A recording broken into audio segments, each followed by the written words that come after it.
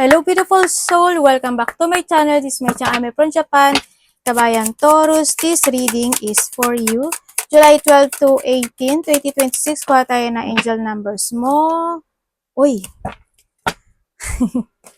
Vice versa, energy reading. Maraming salamat sa mga nagpa-personal. Sa inyong lahat, maraming salamat. Energy reading, hindi mo to personal reading. Okay? Tingnan natin. Taurus, sa mga gusto magpa-personal reading, lalagay ko na lang po dyan sa taas. Yung aking FB, paki-message na lang ako para sa details. Taurus. Tingnan natin. Panalo, lumabas yung devil. Okay. Andito ka sa sitwasyon mo na may mga bagay ka na either gusto mong desisyonan, may mga bagay ka na naiisip, o may mga bagay ka na gusto mong aksyonan. O mga bagay na gusto mo mag-success sa buhay mo, na doon sa point na maaaring nagkakaroon ka ng obstacle dito, na-stuck ka, natatrap ka. No, may mga, pwede rin na doon point na may mga idea ka na gusto mong gawin or i-pursue this time. Na doon yung point din na may mga bagay na maaaring may mga parang inaaral or inaalam maybe or sinisiyasat or nagkakaroon ng mga nagsisik ng information, pwedeng nahado sa point na you want to grow, or you want na magkaroon ng stability doon sa sitwasyon na yun. Either sa iba sa inyo is marami kayong iniisip, magulo yung isip nyo, or may nakapagpapagulo sa inyo sa sitwasyon, no? Nahado sa point na yon. Nahado na yung point na there's a stability happen into your life. Or sa iba dito is meron kang gustong suportahan na tao, lalaki, or maybe ikaw ito sa kanya.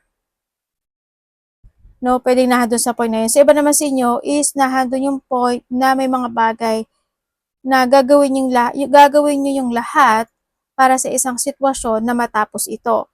Sa iba naman sa inyo is merong sitwasyon na makapagpapahatak sa iyo sa nakaraan. O kaya hindi yung you are more on focusing to a past. Sa iba may mga wino-worrying kayo, magkakaroon ng stress, burden, anxiety, depression, o may nakapagbibigay sa inyo nito. No? Pwedeng nahadon sa point na yon. Handito rin yung point na may tao na may dark thought sa'yo. Or pwedeng may tao na hindi maganda ang pananalita or pagsisinungaling or handun yung point na it's more on distraction, obstacle ito, no, sa nakikita ko dito.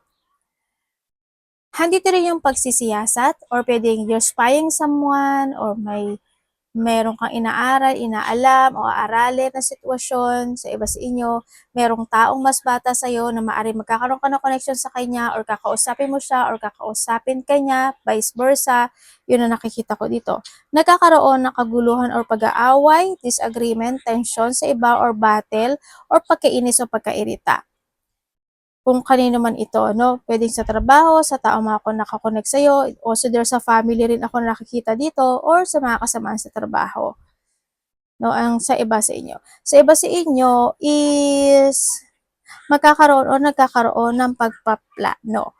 Nahandun yung point na hindi mo alam siguro kung paano mo gagawin o actionan yung sitwasyon na ito. Yun na nakikita ko. Parang tinitimbang mo pa siya or nahandun ka sa point na nagkakaroon ka ng pagtitimpi o pagtitiis o magkakaroon ka ng ganon sa sitwasyon mo at kung kanino, kung saan at kung saang part ng buhay mo yan na doon sa point na yun. Magkakaroon ng pag-uusap sa isa, dalawa, tatlo, or apat na tao sa iba sa inyo. Pwedeng sa iba, isa, pwede sa iba, dalawa, or tatlo, or apat. Pwedeng na doon sa point na yun. Sa iba naman sa inyo, mga gusto nyo desisyonan sa buhay, mga gusto nyo i-let go sa buhay, pero hindi nyo pa rin magawa sa ngayon. No, pwedeng nagiging slow yung situation o nagiging slow yung action and movement na ito o yung pagdidesisyon sa iba sa inyo. Kumbaga, pwedeng nababalik-balikan o paulit-ulit na nagaganap o nangyayari. May paghingi ng suporta or may susuportahan ka. Yun na nakikita ko dito ha. Or hihingi ka sa kanya or ikaw sa kanya. Nandito din yung point na merong merong merong meron kasing tao dito na mararamdaman mo yung apology situation niya. Or, hindi man siya magsalita sa'yo, makikita mo yung pagbabago ng sitwasyon sa tao na yon. Pwedeng sa sarili mo, or sa mga nakakonect sa yung tao, basta may taong ganon. Yun na nakikita ko sa iba sa inyo.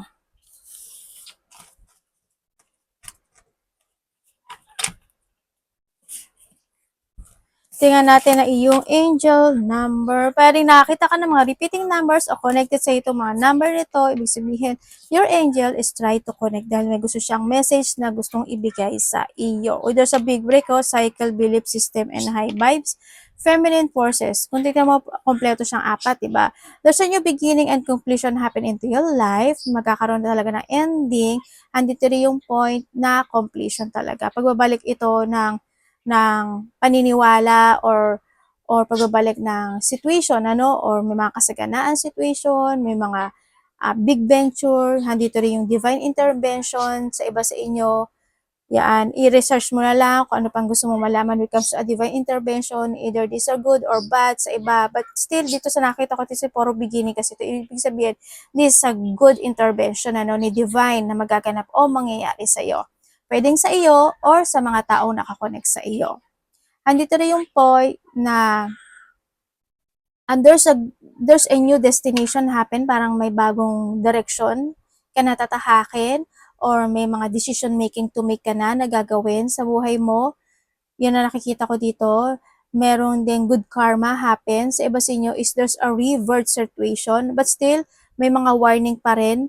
No, ako nakikita sa iyo. Ibig sabihin is kailangan mo talaga mag-pay attention sa mga bagay o sa lahat ng aspeto ng buhay mo. Ang sinasabi dito, kung may mga bagay na talaga na kailangan i-fix, i-release, i-cut, gawin. Kumpunihin, ayusin, gawin. Ano, nando sa point na yon. Kasi kailangan mo rin kasi ng space when it comes sa sarili mo para yung space na yon is pupunaan yun ng universe. Kasi this is a big break happen into your life. Sabihin, inihahanda ni universe, ano, yung kung may space ka dyan at magkakaroon ka ng space sa buhay mo, is, siya yung pupuno noon. Kasi ito na yung big break na mangyayari sa'yo. Changes is coming. 2, 4, 6, 8 also. Feminine forces kasi yan eh. Hanggang yung point na maaring magkakaroon or kinakailangan mo na you need to listen and stop, look, and listen and be open-minded and maging more impatient, more matured, tsaka yun, kumbaga, don't think when it comes to a negativity. Tandaan mo palagi na napag-isipan mong maigi lahat ng sitwasyon mo sa buhay mo, good, magiging good ba siya or magiging bad, ganyan. Kumbaga, it's your choice. No, yung choice na ito is magagaling ito sa inyo, sa inyo, when it comes to your mindset, action, decision, and movement. Yun.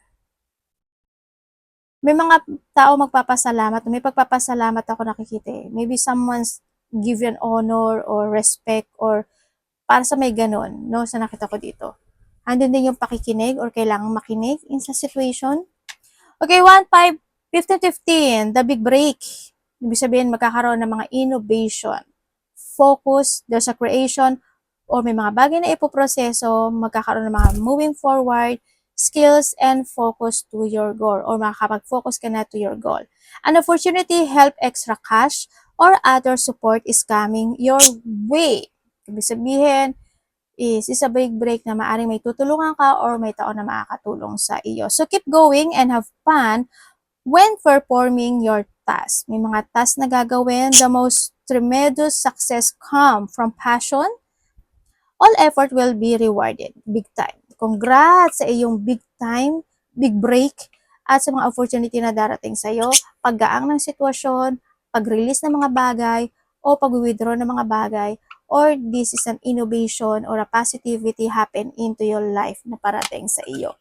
Sa iyo o sa mga taong nasa paligid mo. Basta may mga good things or positivity happen. Energy. Sandali.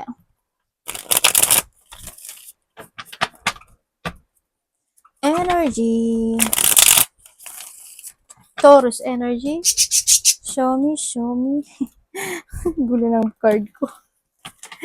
Ano ba yan, ate? Ang gulong mag-card ni ate. Oy, may ano ka, goal, achievement goal ka. May goal kang ma-achieve.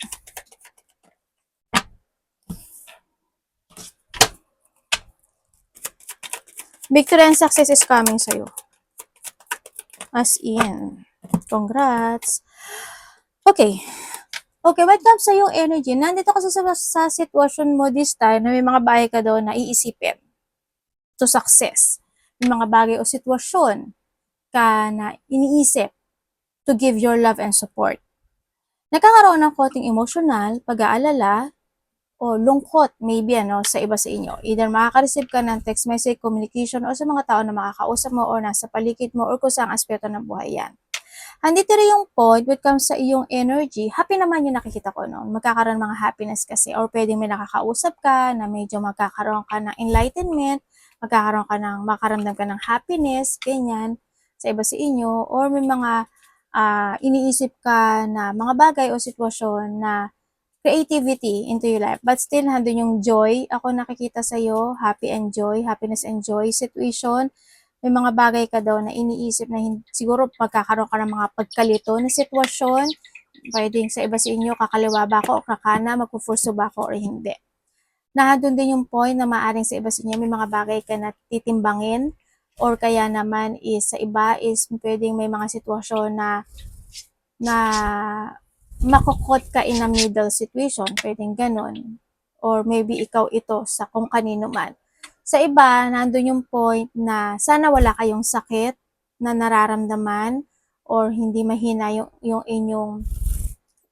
inyong sarili. Baka sana hoping walang sakit. May mga pain kasi din ako na nakikita sa inyo. Ingat na lang din kayo kasi baka may mga ubo, sipon, lagnat, masama yung pakaramdam, masakit yung lalamunan, masakit yung throat, may thyroid. When it comes to thyroid, nandiyan sa point. Nahihirapan huminga o kaya naman is may nakapagbibigay sa'yo ng mga anxiety, stress, depression, pwedeng ganon. Sa iba, mga pananakit yan ng mga likod, balikat, balakang, basta may mga ganon, batok. Ingat na lang din kayo, sa iba sa inyo. Baka din sa trabaho mo rin kasi, sa iba. Ingat na lang din. Andun din yung point na may pagsuporta talaga ako nakikita. Tingnan natin ang parating kay Taurus. Anak, alis. Andito rin yung point na parang, alam mo yung point na parang nagpipigil ka sa mga gusto mong sabihin, sa mga gusto mong desisyonan, sa mga, parang nagkakaroon kayo ng choices talaga. Ganon. Sa iba sa inyo. Or magkakaroon kayo ng choices or option in life. Parating kay Taurus. Anak! Hindi yan ingangat-ngat.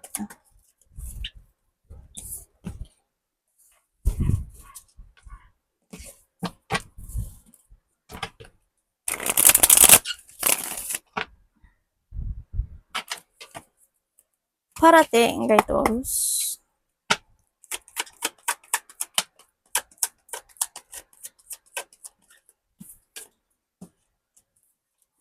Ay, devil. Wait. May devil ka. Okay. Okay. Thank you po. Okay. Parating sa iyo. Parating sa iyo, ang nakikita ko sa iyo dito is, nandun ka sa point na parang may hinihintay ka na gusto mo ma-achieve, ma-fulfill. Nagkakaroon ng pagkocontrol in some aspect of your life, naghihintay at nagpapasensya ka sa mga bagay o sitwasyon mo this time. Handun din yung point na umaasa ka, syempre, there's a hate, na handun yung umaasa ka sa sitwasyon, o you believe, handun yung belief mo, naniniwala ka sa sitwasyon na ibibigay ni universe yung hinihiling mo, kumbaga, sa sitwasyon. Nagkakaroon ng pagkalito or frustration in life. Sa nakikita ko sa dito, you try to make it balance any situation to your life, ang sinasabi daw, pero magkakaroon daw dito ng kaayusan sa lahat ng na pinagdadaanan mo or pagdadaanan mo sa buhay mo. Binasa ko lang yung card. Okay, this time, good na. Ito na ha. Parating sa iyo. Parating sa iyo is may mga bagong opportunity na darating sa iyo. There's a new project, new creation, or may mga receiving of manifestation at yung desire mo is makakamit. Ang sinasabi dito, andito rin yung point na iba sa inyo is may sitwasyon na pagtatapos or there's an ending situation happening to your life. There's a new journey na magaganap o mangyayari sa iyo at magkakaroon ng growth in some aspect of your life, kung saan aspeto ng buhay mo man yan. Andito rin yung mga opinion o pagpapayo ng isang tao, either ikaw ito sa kanya or someone who's connected sa iyo. Meron din ako nakikita dito na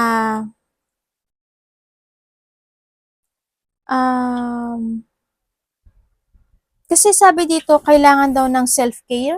Hindi ko alam kung ikaw or someone who's connected sa'yo, but still, there's a person na kailangan ng self-care. So, iba naman sa inyo is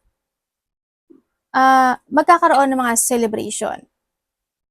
Marami ibig sabihin ng celebration na sa iba, maaari magkakaroon din ng getting together, close relationship, family, unity, reunion, surprise parties, event, or pwedeng may mga achievement of goal talaga na magaganap para sa iba.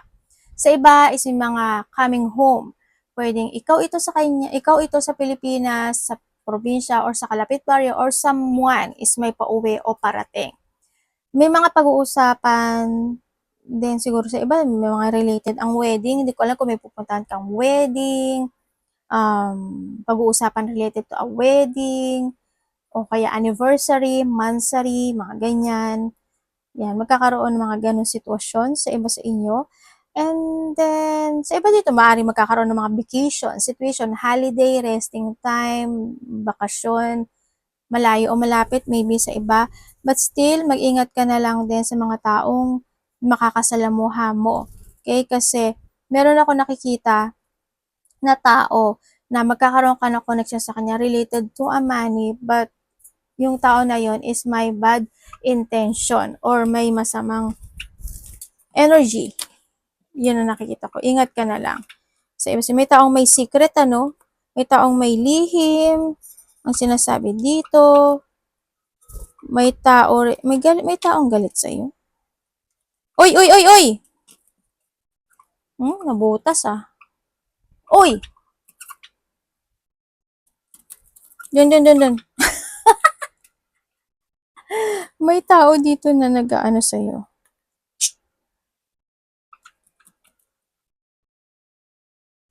Tarot reader kayo? Iba dito tarot reader, ano? Maybe you're a tarot reader, healer, caregiver, magaling kayong mag-advise, teacher, doctor, nurse, or maybe may mga servitude, alliance, or nag-aano ka sa simbahan, maybe sa iba sa inyo, mga ganon. Yun ang nakikita ko.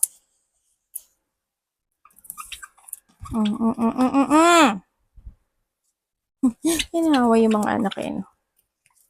Ulit kasi nabubutas tuloy yung ano. Ayun, nabutas oh. Ay, sira nga. Punta mo.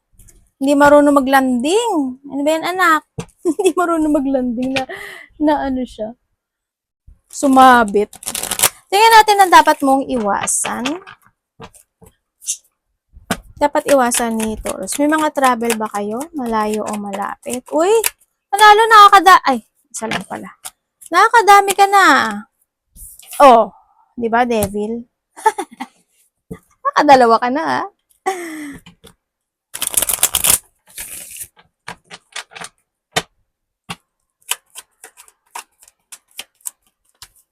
Alam mo, may magbabago sa buhay mo. May pagbabago magaganap. As in, meron. Okay. May ano? Siguro in the past, another message ha. Siguro in the past, hindi ko alam kung ikaw or someone who's connected sa'yo, may taong gumagamit. Yun na nakikita ko.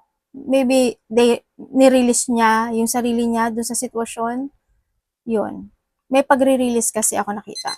Okay, pagdating sa dapat mong iwasan, syempre iwasan mo yung mga taong sakim, makasarili, controlling, sinungaling,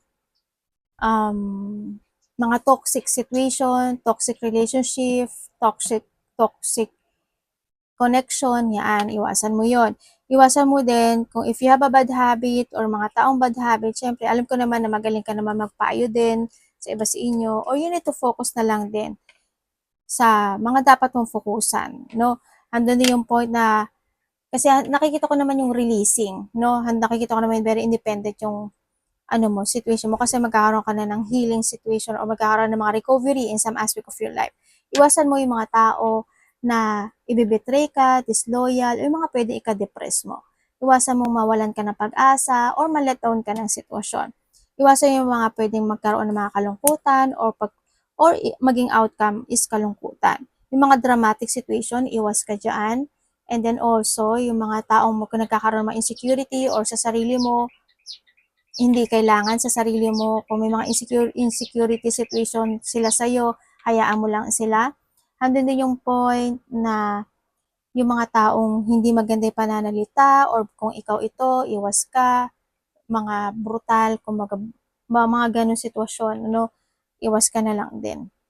Siyempre kung medyo may mga overthinking o kaya naman is may mga sitwasyon na ikinakapuyat mo o napupuyat ka, bawiin na lang din ano sa iba sa inyo by the next day or sa mga bagay na kailangan mong bawiin yung sarili mo.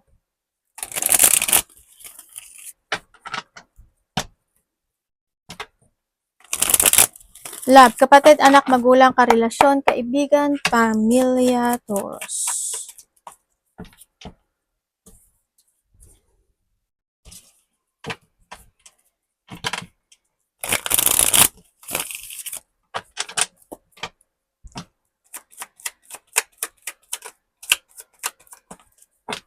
Okay, when it comes sa love, pagdating sa love, kung ikaw is single, ang nakikita ko sa'yo dito ay pangit. Okay, kung single, sabay ka. Kung single ka, is yeah, there's an opening. Ako na nakita. Pwede nakakausap mo na to na nakakaramdam ka ng kasiyahan in life. But still, mag-ingat ka na lang din. Slowly but surely, kasi ang nakita ko dito is may hindi magiging good term. Pwedeng may pag-iwan sa ere o kaya naman is itong taon na to is either may pamilya siya or may karelasyon na siya, pero may broken situation ako nakikita dito ha. Yon, ingat na lang din. Kung kayo naman is nagkahiwalay na nitong tao na ito. Yes, nagkaroon ng paghihiwalay. Pwedeng napagsabay ito, no, sa nakikita ko dito. Pero ang nakikita ko kasi dito, nag-a-apology siya sa nakikita ko dito. Nag-a-apology siya, may pag-iwan sa ere, at nahadun siya. Wala naman siyang ginagawa actually pa sa ngayon. Kasi, pero nababalik tanaw siya sa nakaraan nitong tao na to. Kakaroon siya ng balik tanaw. They want renewal, nandun yung gustong bumalik o pagbabalik na sitwasyon, pero isa sa inyo kasi matigas or nagmamatigas or pwede rin na some point na nagkaroon siya ng decision to return sa iba. Yun na nakikita ko. Pero mabagal pa rin yung action niya ha. Yun na nakikita ko dito. Sa iba sa inyo, nagkaroon man siya ng acceptance, pero nagkakaroon pa rin ng balik tanaw when it come in this connection. Sa wangawa lang, pero may lungkot eh. Ano yung parang nandun pa rin sa point na nai-stagnant yung isa dito, no?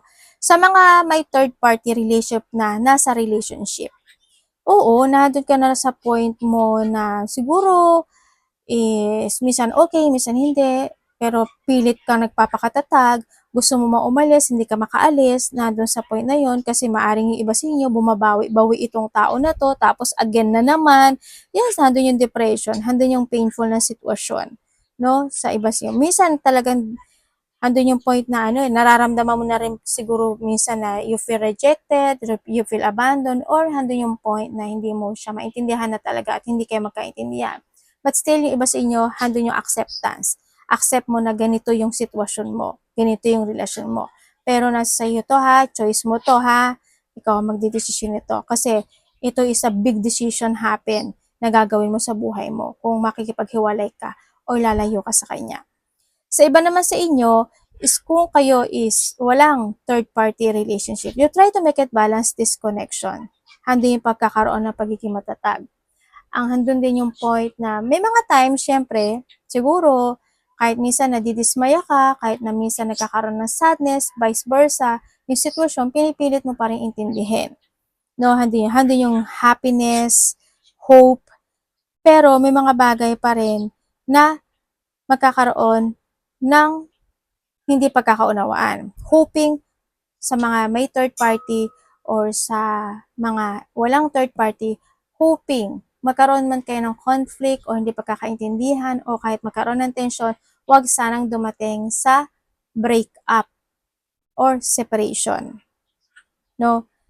Yun na nakikita ko. Pero habaan nyo pa yung pasensya nyo kasi challenging itong relationship na ito sa nakikita ko dito. Magkakaroon ng mga challenge or big challenge itong relationship na ito. Okay? Sa iba sa inyo. Tingnan natin ang iyong money and trabaho.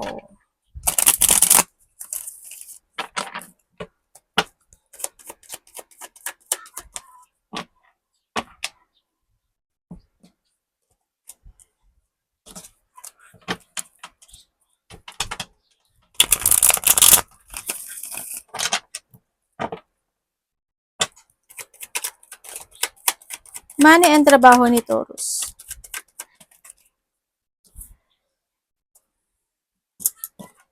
Okay, when it comes sa iyong trabaho, sa trabaho mo, hindi naman kasi mawawala yung mga hirap, no? O yung mga painful, frustration, natural kasi yan eh. Kasama yan sa trabaho. Yeah, may mga ganong sitwasyon o pwedeng may mga nakakausap ka, may mga ginagawa ka na ganun yung nararamdaman mo, di ba? Pwedeng na doon din sa point na dahil sa sobrang bait mo, iniloloko at inaabuso ka nila, di ba? Yun, nagkakaroon ng lungkot, nagkakaroon ng mga disappointment or magkakaroon na doon sa point na yun. Pagdating naman sa pera mo, ang nakikita ko sa iyo dito, pwedeng night shift din kayo, no? Kaya medyo naglo-low yung energy mo sa nakita ko dito. Bawi na lang kayo kapag medyo kulang ka sa tulog, pagising-gising, or hindi makatulog, or night shift ka. Sa pera mo, mag-ingat ka na lang. Kasi ang nakikita ko dito, sana hindi mas malaki ang lumabas sa iyo. Sana makaipon at mag-ipon kayo ng pera. But still, mag-ingat ka when it comes sa mga internet, link-link na yan, o sa mga tao na pwede kang ma-scam. Mga taong pwede kang gamitin, or mga tao na i-undervalue kanila. Kung may mga mangungutang, pwedeng hindi kanila mabayaran. Kung may utang ka, bayaran mo. Sabay ganun eh, no? Or wag kang mangutang kung hindi mo bayaran. Alam ko naman na hindi kayo ganun, pero hindi naman kayo lahat, di ba? But still, you need to be very careful din sa iba, sa inyo, kasi yun yung magiging frustration nyo talaga sa buhay nyo. No? And syempre, nandun din yung point na may mga, may mga gift string situation, hindi ko alam what. Halimbawa, may nag-text sa'yo o may makipag-communicate sa'yo, ganito, ganyan, libre to, ganito. Huwag kayo maniwala kasi hindi yun totoo. Basta there's a scam. No? May taong makasarili at sakim. May tao kasi na sa sobrang bait mo kasi aabusuduhin ka niya, no? Yun na nakikita ko. Either sa trabaho yan or magkokonek kang pera.